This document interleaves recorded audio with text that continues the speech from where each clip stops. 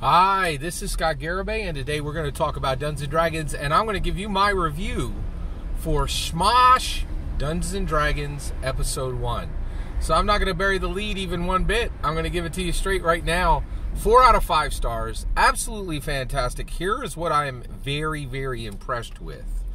I'm extremely impressed with Smosh Dungeons & Dragons Episode 1 production value. Extremely well lit. Easy to hear everyone who is talking. That's fantastic. Okay, but we've seen that before. Like Matthew Mercer does that. Oh, and we'll do. By the way, if you don't know, Smosh Dungeons & Dragons Episode 1 is going in direct competition with Critical Role, and I think Smosh's very direct intent is to replace Critical Role. All right, doesn't mean he can. But I think that's his goal, right? I think that's this show's goal, is to replace Critical Role. All right. So one, production values. I'd say hitting 90% of what Critical Role has done. The only thing, the lighting, the sound was perfect. The only thing that wasn't there was like Critical Role's $1 million space. Like they literally built like a little tiny house. And I think the reason they built that was it's portable, and they can break that whole thing down, put it in a truck, and move with it. I think they can actually shoot on location, and you won't have any idea where they're shooting, right? I think, and I think Joe Rogan's studio is like that, like where he has this little studio where like completely portable, he can break it down, set it up wherever, and shoot, and you don't even know he's in a different location. So I definitely think that's happening. The people, exactly, the players are exactly the same. Every single one of the players are literally clones of Critical Role, right? Frivolous, voice actors, comedians, B-list actors, right? Like, exact same quality on the players, right? Smosh himself as a dungeon master, not getting there, not at Matthew Mercer's level, and never will be. Just actually, you know what? That's a good question. I think if Smosh like fixed some things about himself, there's a few things that are just subpar to what Matthew Mercer is as a human being. But if Smosh actually fixed a few of his deficiencies, he might be able to equal Matthew Mercer. That's tough to say, though. Like, when you come at Matthew Mercer to beat him as a dungeon master, he's written 2 canon Dungeons & Dragons books. He's not just the world's best dungeon master. He's literally a canon Dungeons & Dragons author, right? You can count those people on, like, 2 hands, right? They're very rare, right? And they're getting more rare all the time because people are dying, right? And so they're rare, and actually it's more than 2 hands. It's you and a few friends to count those fingers, and then you could count. But you have to go on a journey to become a Dungeons and Dragons canon author. There are some things that will let you shortcut that, right? But even that's difficult. It's challenging, right? So Smosh, he is currently not at Matthew Mercer's level. Could he get there? Maybe. He'd have to work on himself as a human being, right? Like it not just like, oh, I got to study to be a dungeon master. I think one of the reasons why Matthew Mercer is such an incredible dungeon master is he's an incredible human, right? Like, and no question, right? So very interesting there. And by the way, I skipped the whole explaining who Smosh is. If you don't know who Smosh is, just SMOA. It's right in the title, right? Like, yeah, just Google him. You'll find out, right? And so what's next? What now? Oh, yeah.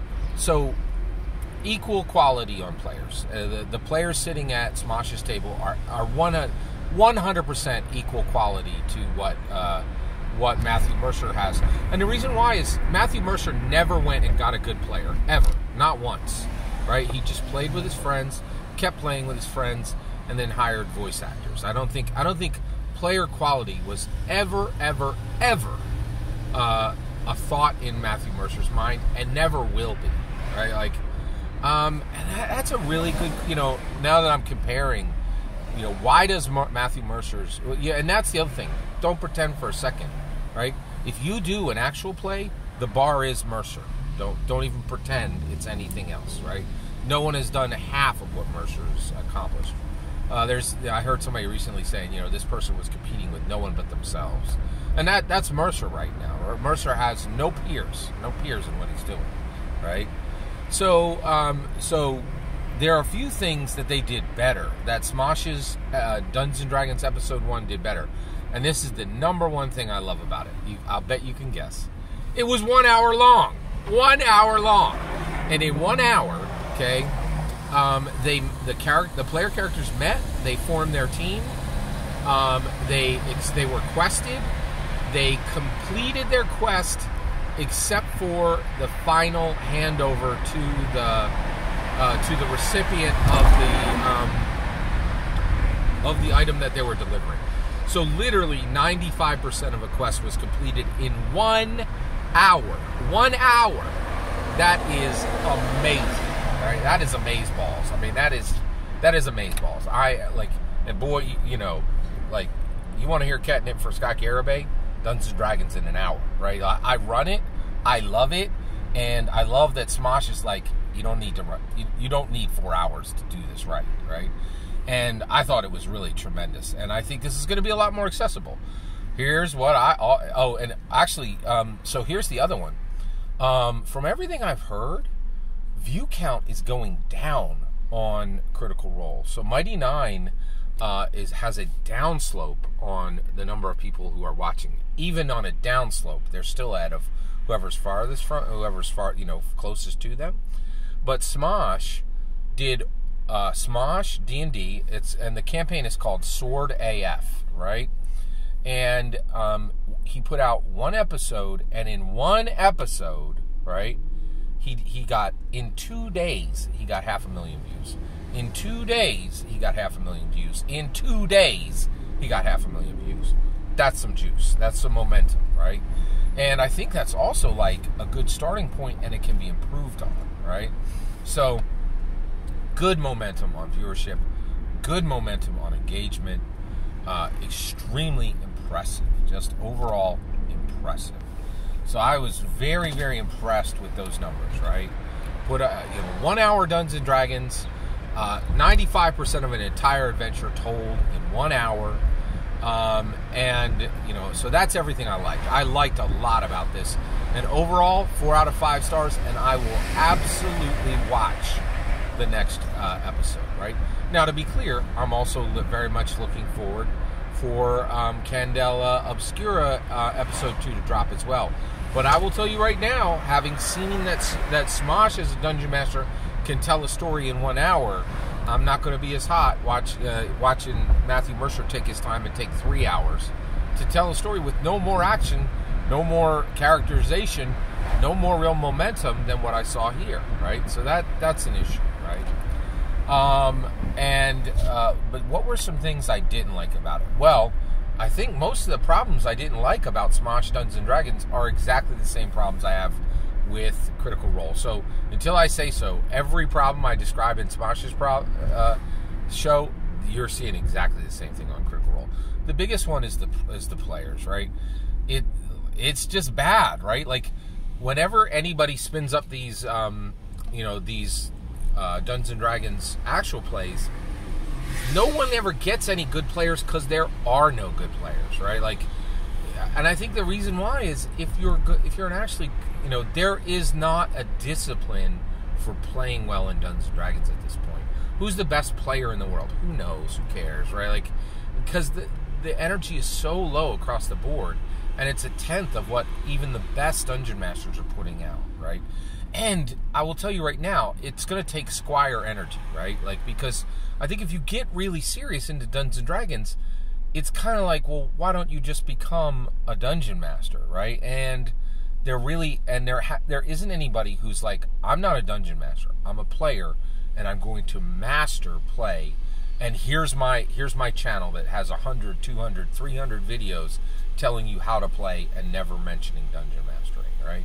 We don't have it yet. We just don't have it. So what do we get? We get frivolity, right? We get frivolous people, right? And that's exactly what we saw here, just people making jokes. And the issue is, I'm absolutely not opposed in any way to hearing comedy come up in Dungeons & Dragons. My point is, you don't need to try for it, right? Like, these guys are inserting jokes left and right? And it's the same, you know, D jokes, V jokes, you know, just, you know, very low-hanging fruit humor, nothing super clever, right? Just for the lulz, right? You know, and you're like, okay, this game can be played by 12-year-olds, but you don't have to act 12-year-old, right? And that's my issue, is it seems like the rest of the world thinks once you sit at the Dungeons & Dragons player table, it's all about the lulz, right? And what I wish people understood is, if you don't do anything, if you don't insert a single piece of, if you do nothing to insert comedy into Dungeons & Dragons, you're going to have some really funny moments, right? It happens very naturally, right? You have smart people at the table, right? And there's going to come up these opportunities, or these little points where a joke can be slipped in. But these guys they're like, it's like a microphone in a brick. They consider Dungeons & Dragons microphone in a brick wall. And it's on the Critical Role side, it's on the Dimension 20 side, it's on the, you know, Worlds Without Numbers side. It's just, it's constant. It's all over, right? And the one thing I have noticed is Midst. I've been listening to Midst a little bit, and they have a serious, very serious, like, tone. And I love it, except I don't really like the story in Midst. I think it's a little scattered. It's hard to tell what Midst is, what it's not. You know, like, it's too blended, and I don't know. It's not clicking for me. So I really didn't like the overall frivolous tone, the injected jokes. That, you know, it's not me. I wish there were serious players and serious dungeon masters doing actual plays, right? That, you know, had 1,000+ views, right? But it does not exist. I don't think it exists. If I'm wrong and I'm missing a good actual play, let me know. You know, send me it. The other thing is, there were some things I really despised.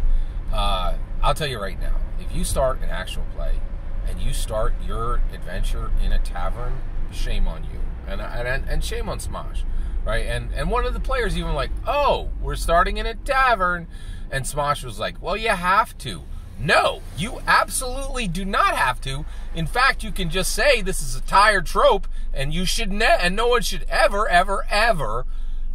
start another Dungeons & Dragons game in a tavern. Period. End of sentence, right? It's like it's like, you know, you get a pitch with Hollywood and you're like, ooh, grizzled police veteran and their partner was killed. Yeah, get out, right? Like get out of the room, please. You pack your crap up, leave, right? Like, come on. That is the laziest storytelling. Like, at this point, if you're a dungeon master, you don't know that starting in a tavern is a trope. Come on, like that, and it just screams, I'm phoning this in. And I will tell you right now, I think Smosh is I don't think Smosh is phoning in this show. I think he's phoning in his life, right? Like, you know, so I know who Smosh is. I don't think I watched 2 minutes of his stuff and never revisited it, right? And the reality is, I think he came in at a good time on YouTube, and he crushed it, and he like really worked hard to build his brand. But at some point, but then he got popular and rich, right? And I'll tell you right now, popularity and being rich is the deepest enemy of creativity and art. Like, let me tell you, the worst album you're ever going to listen to is a millionaire rapper, right? Like, you know, like, when they're in a struggle, that music's going to bang. Like, literally, not Kanye, Kendrick Lamar. I really don't need to hear your latest therapy session as a rap song.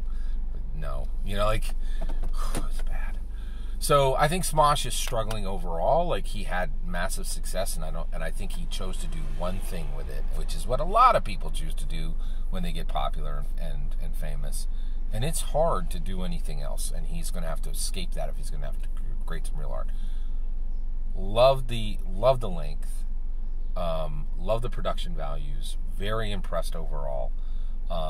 I would recommend watching it, right? You know, and I hope Smosh like fixes some things, right? And like it's like, hey, I'm about to level up in life, because that's what he's gonna need to do. If you come for Matthew, if you come for the king, you best not miss, right? Like, and that's what he's doing. He's coming for Matthew Mercer. Every single word of that is my humble opinion. What's important is when I get to hear your humble opinion. Did you watch this thing? What is your opinion? Are you impressed with 500,000 views in 2 days? I am. I'd love to hear your thoughts. Let me know in the comments below. Please consider liking and subscribing. Have a wonderful millennium.